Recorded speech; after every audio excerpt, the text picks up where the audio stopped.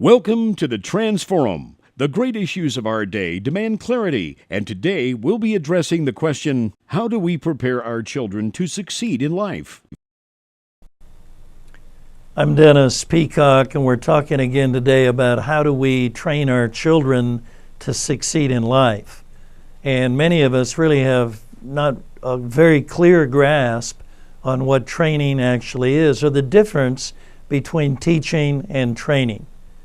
And I am convinced that it is a functional principle, if you will, that only training actually can change human behavior.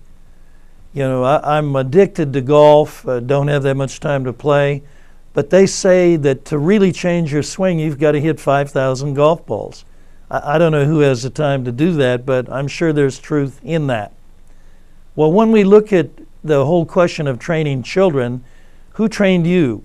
You know, I've spent more than 40 years counseling with people, and so that you don't feel bad, I want to let you know that it's a real minority of people who are actually trained by their parents. That's one of the great weaknesses of the current situation, certainly in the American family, and I'm sure beyond.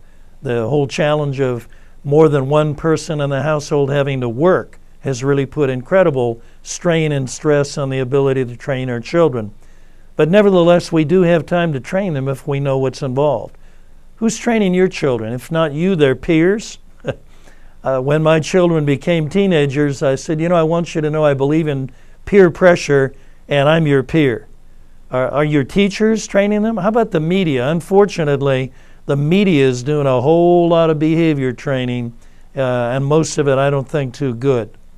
Do you understand what's involved in training? Training has at least three major components, and I know we need to cover it a lot more than just one discussion like today in the TransForum, but it requires, first of all, teaching.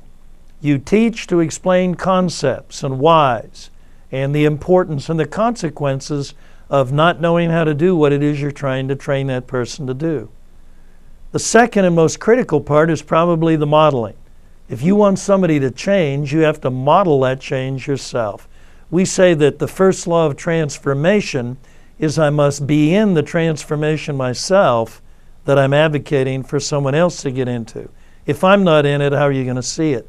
And the third element is oversight. You have to actually help somebody in very practical ways know how to actually do what you're training them to do. Training our children to succeed in life. That should be the goal of every parent.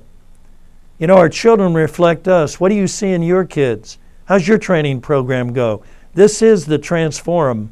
Let's engage.